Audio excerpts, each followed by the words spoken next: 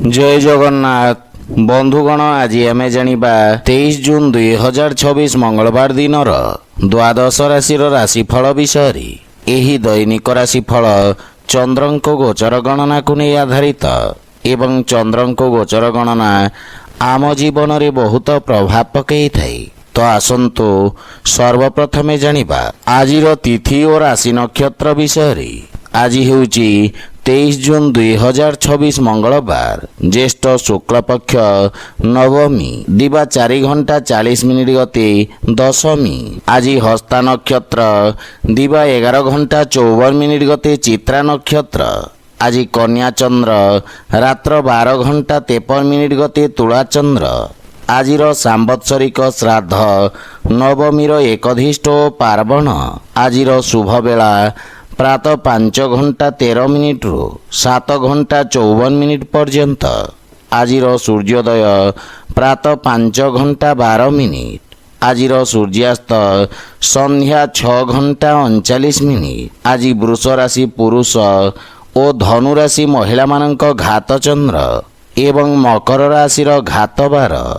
आज लाउ खाइबा निषिद्ध। तो बंधुगण आसंतु जानिबा आजिर राशिफल विषय। ता पूर्वरु आम चैनल को जो मैंने नुआ करी आछंती तले थिबा लाल रंगर सब्सक्राइब बटन को दबाई आम चैनल को सब्सक्राइब करंतु और पाखरे थिबा घंटी बटन को दबाई ऑल रे सिलेक्ट करंतु काहेकि ना आमे अपलोड करिथिबा प्रत्येक वीडियोर नोटिफिकेशन आपण सर्वप्रथमे पाई परिबे। तो प्रथमे जानिबा मेष राशि विषय। आपणक राशि स्थान षष्ठ भाव में चंद्रदेवंको गोचर कारण आपण निज बुद्धि बल और कौशल बल निज समस्त लक्ष्य को प्राप्त करिवे। शत्रु और विरोधी चाहिए मध्य आपणक किछि क्षति करि परिबे नाही एवं क्यारियर रे उत्तम उन्नतिर जोग रही। नुआ लोकंक सहित देखा साक्षात करिवे एवं नुआ कार्य रे सफलता मिलिब। कार्यस्थल परिस्थिति रे सुधार हेब एवं सहयोगी परामर्शरु आपण लाभवान हेबे। मातुल घर पक्षरु पूर्ण सहयोग व मार्गदर्शन प्राप्ति हेब। माता पितांक सेवा करिबार अवसर मिलिब किंतु जीवन साथी सहित निज व्यवहार विषय ध्यान रखंतु। पारिवारिक वाद विवादरु आपण दूरे रुहंतु।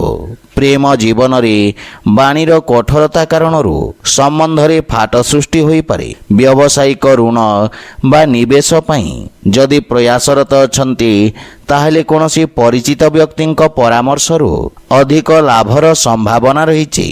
स्वास्थ्य अवस्था उत्तम अनुकूल रहिब किंतु पितांक स्वास्थ्य अवस्थार विशेष ध्यान रखंतु।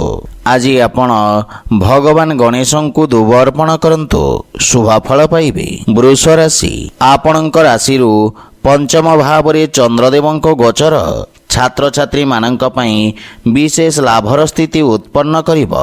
आपण निज बुद्धि बल माध्यम भविष्यत संबंधित चिंतारू मुक्ति प्राप्त करिवे। एकाग्र होई निज प्रस्तुति तथा योजना को सुदृढ़ करिबार समय।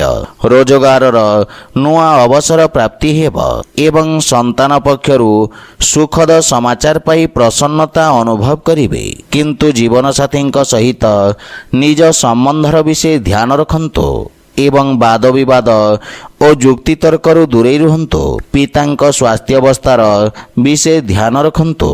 परिवार सदस्यंक सहित कोनोसी छोट यात्रार जोग रहिछि। आर्थिक लाभ पई सामान्य अधिक संघर्ष करिबाको पड़िब। आय व्ययर संतुलन लागि रहिब। रचनात्मक एवं सृजनात्मक क्षेत्र जड़ित व्यक्तिंक पई आर्थिक लाभर स्थिति उत्पन्न हेब किंतु जीवन साथी स्वास्थ्य अवस्थार विषय ध्यान रखंतु। आज आपण ओं गं गणपते नमः मंत्र जप करंतु शुभ फल पाइबे। मिथुन राशि आपणक राशि चतुर्थ भाव में चंद्रदेवंको गोचर आपण को किछि मानसिक अशांति प्रदान करिब। व्यवसाय क्षेत्र रे किछि अप्रिय परिवर्तन संभावना रही एवं आपण को कौनसी प्रकार धोखा मिलिबार मध्य आशंका रही। मानसिक चिंता कारणरू आपणक बाणी रे कठोरतार भाव रहिब କାର୍ଯ୍ୟକ୍ଷେତ୍ରରେ ଅଧିକାରୀଙ୍କ ସହିତ ବାଦବିବାଦ ହୋଇପାରେ। ବିଦ୍ୟାର୍ଥୀମାନଙ୍କୁ ଅତି ଆତ୍ମବିଶ୍ୱାସ କାରଣରୁ କ୍ଷତି ହେବ। ପାରିବାରିକ ବାତାବରଣରେ କିଛି ସମସ୍ୟାର ସାମ୍ନା କରିବାକୁ ପଡ଼ିପାରେ।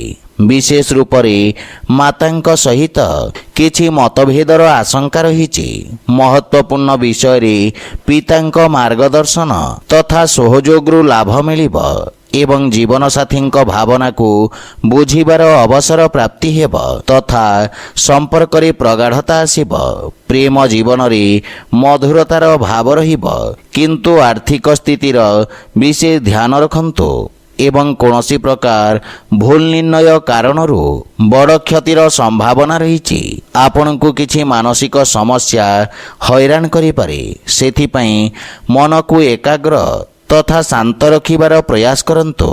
ଆଜି ଆପଣ ଭଗବାନ ଶିବଙ୍କ ପୂଜାର୍ଚ୍ଚନା କରନ୍ତୁ, ଶୁଭଫଳ ପାଇବେ। କର୍କଟ ରାଶି, ଆଜି ଆପଣଙ୍କ ରାଶି ସ୍ଥାନରୁ ତୃତୀୟ ଭାବରେ ଚନ୍ଦ୍ରଦେବଙ୍କ ଗୋଚର ଆପଣଙ୍କ ପ୍ରଭାବ କ୍ଷେତ୍ରର ବିସ୍ତାର କରିବ। ପତ୍ରକାରିତା ବା ସାମ୍ବାଦିକତାରେ ଜଡ଼ିତ ବ୍ୟକ୍ତିଙ୍କୁ ବିଶେଷ ଲାଭ ମିଳିବ। ଧାର୍ମିକ କାର୍ଯ୍ୟରେ ଆପଣଙ୍କ ରୁଚି ବଢ଼ିବ।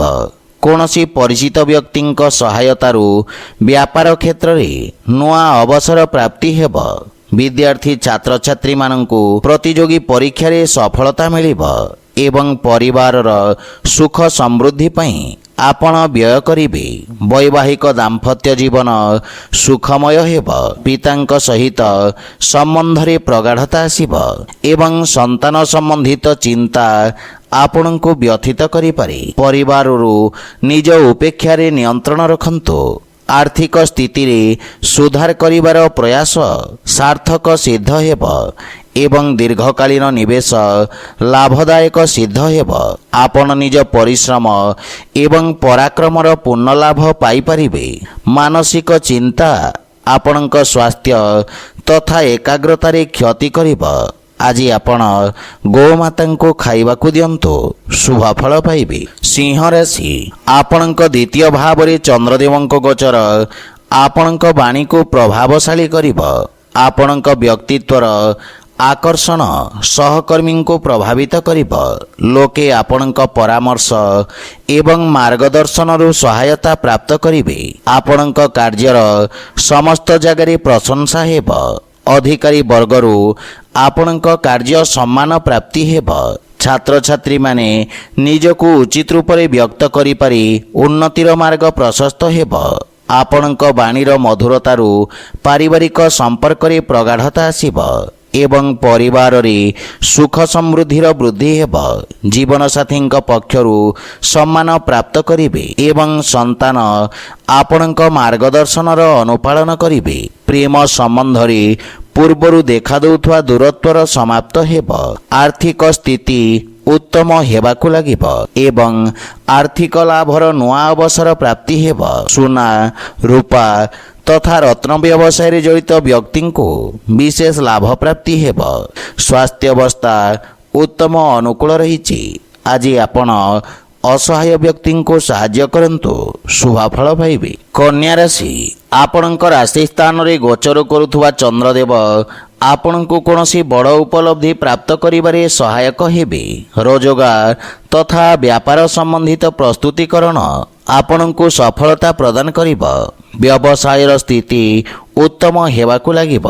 ଆପଣଙ୍କ ବ୍ୟକ୍ତିତ୍ୱରେ ଆକର୍ଷଣ ବା ଚମକ ଆସିବ। ରୋଜଗାର କ୍ଷେତ୍ରରେ ପଦୋନ୍ନତି ତଥା ପ୍ରଭାବ କ୍ଷେତ୍ରରେ ବୃଦ୍ଧି ହେବ। ସାମାଜିକ ପ୍ରତିଷ୍ଠାରେ ବୃଦ୍ଧି ଘଟିବ। ସନ୍ତାନ ପକ୍ଷରୁ କୌଣସି ସମାଚାର ଆପଣଙ୍କ ଚିନ୍ତାକୁ କମ୍ କରିବ। ପିତାଙ୍କ ସହଯୋଗରୁ ଆପଣଙ୍କ ଅଟକିଥିବା କାର୍ଯ୍ୟରେ ପ୍ରଗତି ହେବ। ପରିବାରର ବରିଷ୍ଠ ସଦସ୍ୟଙ୍କ ସ୍ୱାସ୍ଥ୍ୟାବସ୍ଥାର ବିଷୟ ଧ୍ୟାନ ରଖନ୍ତୁ ଏବଂ ମାତାପିତାଙ୍କ ସେବା କରନ୍ତୁ। ପରିବାରରେ ଅନାବଶ୍ୟକ ଖର୍ଚ୍ଚରେ ନିୟନ୍ତ୍ରଣ ଲାଗି ରହିବ। ଆର୍ଥିକ ରୂପରେ କୌଣସି ରିସ୍କ ନିଅନ୍ତୁ ନାହିଁ ଏବଂ ଯଦି କୌଣସି ନିବେଶ କରିବାକୁ ଚାହୁଁଛନ୍ତି ପିତାଙ୍କ ପରାମର୍ଶରେ କରନ୍ତୁ, ସଫଳତା ମିଳିବ। ନୂଆ ବ୍ୟବସାୟିକ ଅନୁବନ୍ଧ ଲାଭପ୍ରଦ ହେବ, କିନ୍ତୁ ସ୍ୱାସ୍ଥ୍ୟ ପ୍ରତି ସଚେତ ରୁହନ୍ତୁ ଏବଂ ସ୍ୱାସ୍ଥ୍ୟ ନିୟମର ପୂର୍ଣ୍ଣ ପାଳନ କରନ୍ତୁ। ଆଜି ଆପଣ ଅସହାୟ ଗରିବ ବ୍ୟକ୍ତିଙ୍କ ସାହାଯ୍ୟ କରନ୍ତୁ, ଶୁଭଫଳ ପାଇବେ। ତୁଳା ରାଶି, ଆପଣଙ୍କ ରାଶି ସ୍ଥାନରୁ ଦ୍ୱାଦଶ ଭାବରେ ଚନ୍ଦ୍ରଦେବଙ୍କ ଗୋଚର ନିଜ ଯୋଗ୍ୟତାକୁ ପରଖିବାର ଅବସର ପ୍ରଦାନ କରିବ। ରୋଜଗାରର ନୂଆ ପରିସ୍ଥିତି ଅନୁସାରେ ନିଜ କାର୍ଯ୍ୟଶୈଳୀରେ ପରିବର୍ତ୍ତନ କରିବେ। ଅନୈତିକ ଗତିବିଧିରେ ପ୍ରାପ୍ତ ଧନ ଆପଣଙ୍କ ସାମାଜିକ ପ୍ରତିଷ୍ଠାର କ୍ଷତି କରିବ। ଆପଣଙ୍କୁ ନିଜ ନିର୍ଣ୍ଣୟରେ ଅତ୍ୟଧିକ ସାବଧାନ ରହିବାର ଆବଶ୍ୟକତା ରହିଛି। କ୍ରୋଧର ଅଧିକତା କାରଣରୁ ସ୍ଥିତି ଖରାପ ହେବ ଏବଂ ବିଦ୍ୟାର୍ଥୀମାନଙ୍କୁ ନିଜ ଲକ୍ଷ୍ୟ ପ୍ରାପ୍ତ କରିବାରେ ଅଧିକ ସଂଘର୍ଷ କରିବାକୁ ପଡ଼ିବ। ପାରିବାରିକ ସ୍ଥିତି ସାମାନ୍ୟ ଚିନ୍ତାଜନକ ରହିପାରେ, କିନ୍ତୁ ପିତାଙ୍କ ଆଶୀର୍ବାଦରୁ ସମସ୍ତ ସମସ୍ୟାର ସମାଧାନ ହେବ। ଜୀବନସାଥୀଙ୍କ ପୂର୍ଣ୍ଣ ସହଯୋଗ ଆପଣଙ୍କ କାର୍ଯ୍ୟରେ ସହାୟକ ହେବ, କିନ୍ତୁ ପ୍ରେମ ସମ୍ପର୍କରେ କିଛି ସମସ୍ୟା ଦେଖାଦେଇପାରେ। ସେଥିପାଇଁ ନିଜ ବାଣୀରେ ସଂଯମତା ବଜାୟ ରଖନ୍ତୁ। ଆର୍ଥିକ ସ୍ଥିତି ସାମାନ୍ୟ ରହିବ ଏବଂ କୌଣସି ପ୍ରକାର ଋଣ ବା ସେୟାର ମାର୍କେଟ ଆଦିରେ ନିବେଶରୁ ଆପଣ ଦୂରେଇ ରୁହନ୍ତୁ, ଅନ୍ୟଥା କ୍ଷତିର ସମ୍ଭାବନା ରହିଛି। ସ୍ୱାସ୍ଥ୍ୟାବସ୍ଥା ମଧ୍ୟମ ରହିବ, କିନ୍ତୁ ଶ୍ୱାସ ସମ୍ବନ୍ଧିତ ରୋଗୀ ସ୍ୱାସ୍ଥ୍ୟାବସ୍ଥାର ବିଷୟ ଧ୍ୟାନ ରଖନ୍ତୁ। ଆଜି ଆପଣ ଭଗବାନ ଗଣେଶଙ୍କୁ ଧୂପ ଅର୍ପଣ କରନ୍ତୁ, ଶୁଭଫଳ ପାଇବେ। ବିଛା ରାଶି, ଆପଣଙ୍କ ଲାଭ ଭାବରେ ଚନ୍ଦ୍ରଦେବଙ୍କ ଗୋଚର କୌଣସି ବହୁ ପ୍ରତୀକ୍ଷିତ ଶୁଭ ସମାଚାର ମିଳିବାର ସ୍ଥିତି ଉତ୍ପନ୍ନ କରିବ। ଆପଣଙ୍କ ସାମାଜିକ କ୍ଷେତ୍ରର ବୃଦ୍ଧି ହେବ। ରୋଜଗାର କ୍ଷେତ୍ରରେ ସଫଳତାର ଯୋଗ ରହିଛି। କୌଣସି ରାଜକୀୟ ସଂସ୍ଥାରୁ ବ୍ୟାପାରିକ ଅନୁବନ୍ଧ ପ୍ରାପ୍ତ ହୋଇପାରେ। ଆପଣ ନିଜ ବ୍ୟବସାୟରେ ପରିସ୍ଥିତି ଅନୁସାରେ ପରିବର୍ତ୍ତନ କରିବେ ଏବଂ ଭବିଷ୍ୟତ ଯୋଜନା ହେତୁ କ୍ଷେତ୍ର ବିଶେଷ ବିଶେଷଜ୍ଞଙ୍କ ପରାମର୍ଶ ସହାୟକ ସାବ୍ୟସ୍ତ ହେବ। ସନ୍ତାନ ପକ୍ଷରୁ କୌଣସି ଶୁଭ ସମାଚାର ଆପଣଙ୍କୁ ପ୍ରସନ୍ନ କରିବ ଏବଂ ସନ୍ତାନଙ୍କ ଉନ୍ନତି ହେବ। ଆପଣଙ୍କ ବନ୍ଧୁମିତ୍ର କାର୍ଯ୍ୟକ୍ଷେତ୍ରରେ ଦେଖାଦେଉଥିବା ସମସ୍ୟାରେ ଆପଣଙ୍କ ସହାୟତା କରିବେ। ପ୍ରେମ ଜୀବନରେ ନୂଆ ଉତ୍ସାହ ଅନୁଭବ କରିବେ। ଆର୍ଥିକ ପକ୍ଷ ମଜବୁତ ରହିଛି। ବିଦେଶ ସମ୍ବନ୍ଧିତ ବ୍ୟବସାୟୀମାନଙ୍କ ପାଇଁ ଲାଭର ସ୍ଥିତିରେ ବୃଦ୍ଧି ହେବ। ଆଇନ କାନୁନ କ୍ଷେତ୍ରରେ ଜଡ଼ିତ ବ୍ୟକ୍ତିଙ୍କୁ ଆର୍ଥିକ ଲାଭ ମିଳିବ ଏବଂ ତ୍ୱଚା ସମ୍ବନ୍ଧିତ ରୋଗରୁ ମୁକ୍ତି ମିଳିବ। ଆଜି ଆପଣ ପକ୍ଷୀଙ୍କୁ ଦାନା ଖାଇବାକୁ ଦିଅନ୍ତୁ, ଶୁଭଫଳ ପାଇବେ।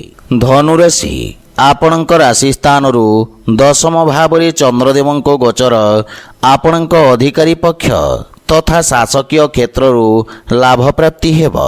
ରାଜକୀୟ କ୍ଷେତ୍ରରେ କାର୍ଯ୍ୟରତ ବ୍ୟକ୍ତିଙ୍କ ପାଇଁ ଯଶ ଓ ମାନ ସମ୍ମାନ ବୃଦ୍ଧିର ପ୍ରବଳ ଯୋଗ ରହିଛି। ଆପଣଙ୍କ କାର୍ଯ୍ୟଶୈଳୀରେ ଏକ ନୂଆ ଚମକ ଆସିବ। ପୂର୍ବରୁ ଦିଆଯାଇଥିବା ପ୍ରତିଯୋଗୀ ପରୀକ୍ଷାର ପରିଣାମ ସୁଖଦ ଆସିବ। ପିତାଙ୍କ ମାର୍ଗଦର୍ଶନରେ ନିଆଯାଇଥିବା ନିର୍ଣ୍ଣୟ ସଫଳ ସିଦ୍ଧ ହେବ। ମାତା ପିତା ଆପଣଙ୍କ ପ୍ରତି ଗୌରବାନ୍ୱିତ ଅନୁଭବ କରିବେ ଏବଂ ପରିବାରର ପୂର୍ଣ୍ଣ ସହଯୋଗ ମିଳିବ, କିନ୍ତୁ ଜୀବନସାଥୀଙ୍କ ସହିତ କିଛି ବିବାଦର ସମ୍ଭାବନା ରହିଛି। ବିଦେଶରୁ ଆପଣଙ୍କୁ ଶୁଭ ସମାଚାର ପ୍ରାପ୍ତି ହେବ। ପ୍ରେମ ଜୀବନରେ ମଧୁରତାର ଭାବ ରହିବ ଏବଂ ବ୍ୟବସାୟ ସମ୍ବନ୍ଧିତ ଯାତ୍ରାର ଯୋଗ ରହିଛି। ଆର୍ଥିକ ସ୍ଥିତିରେ ଲାଭ ହେବ, କିନ୍ତୁ ଋଣ ଦେବା ନେବାରୁ ଆପଣ ଦୂରେଇ ରୁହନ୍ତୁ, ଅନ୍ୟଥା ଦିଆଯାଇଥିବା ଧନ ମିଳିବାରେ ସନ୍ଦେହ ରହିଛି। ମାତା ପିତାଙ୍କ ସ୍ୱାସ୍ଥ୍ୟାବସ୍ଥାର ବିଷୟ ଧ୍ୟାନ ରଖନ୍ତୁ। ଆଜି ଆପଣ ଶିବଲିଙ୍ଗରେ ବେଲପତ୍ର ଅର୍ପଣ କରନ୍ତୁ, ଶୁଭଫଳ ପାଇବେ। ମକର ରାଶି, ଆଜି ଆପଣଙ୍କ ଭାଗ୍ୟ ଭାବରେ ଚନ୍ଦ୍ରଦେବଙ୍କ ଗୋଚର ଆପଣଙ୍କ ଲାଭରେ ବୃଦ୍ଧି କରିବ। ରୋଜଗାର କରିବାର ପ୍ରୟାସରେ ସଫଳତା ପ୍ରାପ୍ତି ହେବ। ଆଜି ଆପଣ ଆଳସ୍ୟକୁ ତ୍ୟାଗ କରି କାର୍ଯ୍ୟକ୍ଷେତ୍ରରେ ନୂଆ ଉର୍ଜାର ସଞ୍ଚାର କରିବେ ଏବଂ ଉନ୍ନତି ହେବ। ନ୍ୟାୟିକ ମାମଲାରେ ନିର୍ଣ୍ଣୟ ଆପଣଙ୍କ ସପକ୍ଷରେ ରହିବ। ଆପଣଙ୍କ ଦ୍ୱାରା କରାଯାଇଥିବା ସାମାଜିକ କାର୍ଯ୍ୟରୁ ଆପଣଙ୍କ ମାନ ସମ୍ମାନ ଓ ପଦ ପ୍ରତିଷ୍ଠାରେ ବୃଦ୍ଧି ଘଟିବ। ଛାତ୍ରଛାତ୍ରୀମାନଙ୍କୁ ପରୀକ୍ଷାରେ ଉତ୍ତମ ପରିଣାମ ପ୍ରାପ୍ତି ହେବ। ପୈତୃକ ସମ୍ପତ୍ତି ମିଳିବାର ମଧ୍ୟ ପ୍ରବଳ ଯୋଗ ରହିଛି। ଜୀବନସାଥୀଙ୍କ ସହିତ ମଧୁରତାର ଭାବ ରହିବ। ପିତାଙ୍କ ସହଯୋଗ ଆପଣଙ୍କୁ ବିଷମ ପରିସ୍ଥିତିରେ ଲଢ଼ିବାରେ ସହାୟତା କରିବ। ପାରିବାରିକ ସଦସ୍ୟ ଆପଣଙ୍କ କଥାରେ ପ୍ରଭାବିତ ହେବେ ଏବଂ ପ୍ରେମ ଜୀବନ ପାଇଁ ସମୟ ବାହାର କରିବେ। ଆର୍ଥିକ ସ୍ଥିତି ଉତ୍ତମ ହେବାକୁ ଲାଗିବ ଏବଂ ଆକସ୍ମିକ ଧନଲାଭର ମଧ୍ୟ ପ୍ରବଳ ଯୋଗ ରହିଛି। ଯୋଜନାବଦ୍ଧ ଭାବରେ କରାଯାଇଥିବା ନିବେଶ ଆପଣଙ୍କ ଲାଭର ସ୍ଥିତିକୁ ବିକଶିତ କରିବ। ମୁଣ୍ଡ ବ୍ୟଥା ତଥା ଶାରୀରିକ ପୀଡ଼ା ଅନୁଭବ କରିବେ। ଆଜି ଆପଣ ହନୁମାନ ଚାଳିଶାର ପାଠ କରନ୍ତୁ, ଶୁଭ ଫଳ ପାଇବେ। କୁମ୍ଭ ରାଶି, ଆଜି ଆପଣଙ୍କ ରାଶି ସ୍ଥାନରୁ ଅଷ୍ଟମ ଭାବରେ ଚନ୍ଦ୍ରଦେବଙ୍କ ଗୋଚର କାରଣରୁ ଆପଣଙ୍କ କାର୍ଯ୍ୟକ୍ଷେତ୍ରରେ ପରିବର୍ତ୍ତନ ବା ସ୍ଥାନାନ୍ତରଣର ସମ୍ଭାବନା ରହିଛି। ଆପଣ ନିଜ ପରିଶ୍ରମ ବା ଧୈର୍ଯ୍ୟ ବଳରେ ସମସ୍ତ ସମସ୍ୟାରୁ ମୁକ୍ତି ପାଇବେ, କିନ୍ତୁ ଆପଣଙ୍କ ଆତ୍ମବିଶ୍ୱାସରେ ହାନି ଘଟିବ। ନିର୍ଣ୍ଣୟ ନେବାରେ ଅସାମଞ୍ଜସ୍ୟ ସ୍ଥିତି ଉତ୍ପନ୍ନ ହେବ। କୌଣସି ମିଥ୍ୟା ଆରୋପର ମଧ୍ୟ ସାମ୍ନା କରିବାକୁ ପଡ଼ିପାରେ, ସେଥିପାଇଁ ବିଶେଷ ସାବଧାନ ରୁହନ୍ତୁ। ପାରିବାରିକ ଜୀବନ ସଂଘର୍ଷପୂର୍ଣ୍ଣ ରହିବ ଏବଂ କୌଣସି ମହତ୍ତ୍ୱପୂର୍ଣ୍ଣ ବସ୍ତୁ ଚୋରି ହେବା ବା ହଜିଯିବାର ସମ୍ଭାବନା ରହିଛି। ମାତାଙ୍କ ସହିତ ସମ୍ପର୍କର ବିଷୟ ଧ୍ୟାନ ରଖନ୍ତୁ। ଜୀବନସାଥୀଙ୍କ ସହଯୋଗ ମିଳିବ ଏବଂ ପରସ୍ପର ମଧ୍ୟରେ ଉତ୍ତମ ବୁଝାମଣା ରହିବ। ଆର୍ଥିକ କ୍ଷତିର ମଧ୍ୟ ସମ୍ଭାବନା ରହିଛି। କୌଣସି ପ୍ରକାର ନିବେଶ କ୍ଷତିଦାୟକ ସିଦ୍ଧ ହେବ, ସେଥିପାଇଁ ସ୍ୱାସ୍ଥ୍ୟ ପ୍ରତି ବିଶେଷ ଧ୍ୟାନ ରଖନ୍ତୁ। ବିଷ ଏବଂ ଶତ୍ରୁଠାରୁ ବିଶେଷ ସାବଧାନ ରୁହନ୍ତୁ। ଆଜି ଆପଣ ବଜରଙ୍ଗ ବାଣ ପାଠ କରନ୍ତୁ, ଶୁଭ ଫଳ ପାଇବେ। ମୀନ ରାଶି, ଆପଣଙ୍କ ରାଶି ସ୍ଥାନରୁ ସପ୍ତମ ଭାବରେ ଚନ୍ଦ୍ରଦେବଙ୍କ ଗୋଚର ଆପଣଙ୍କ ପାଇଁ ସମସ୍ତ ସମସ୍ୟାକୁ ସାମ୍ନା କରିବାରେ ସହାୟତା କରିବ। ଆପଣଙ୍କୁ ଅଧିକାରୀ ବର୍ଗଙ୍କ ସହଯୋଗ ପ୍ରାପ୍ତି ହେବ। ଆପଣଙ୍କ ନିର୍ଣ୍ଣୟ ଆପଣଙ୍କୁ ଆଶାତୀତ ସଫଳତା ପ୍ରଦାନ କରିବ।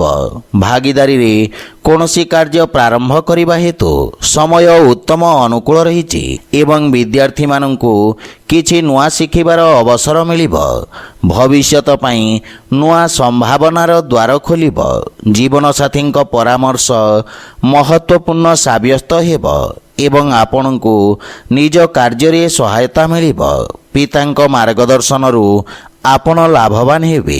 ମାତୃଳ ଘର ପକ୍ଷରୁ ସମ୍ପର୍କରେ ଘନିଷ୍ଠତା ଆସିବ।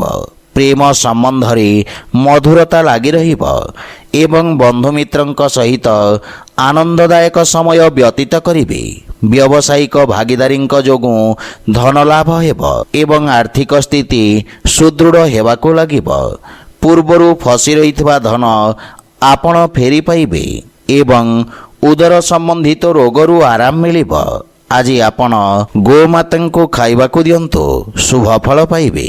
ତ ବନ୍ଧୁଗଣ, ଏହା ଥିଲା ଆଜିର ରାଶିଫଳ ବିଷୟରେ। ଯଦି ଭିଡ଼ିଓଟି ଆପଣମାନଙ୍କୁ ଭଲ ଲାଗିଥାଏ, ଲାଇକ୍ ସେୟାର ଓ କମେଣ୍ଟ କରି ଜଣାନ୍ତୁ ଏବଂ ଆମ ଚ୍ୟାନେଲକୁ ସବସ୍କ୍ରାଇବ୍ କରନ୍ତୁ। ଜୟ ଜଗନ୍ନାଥ।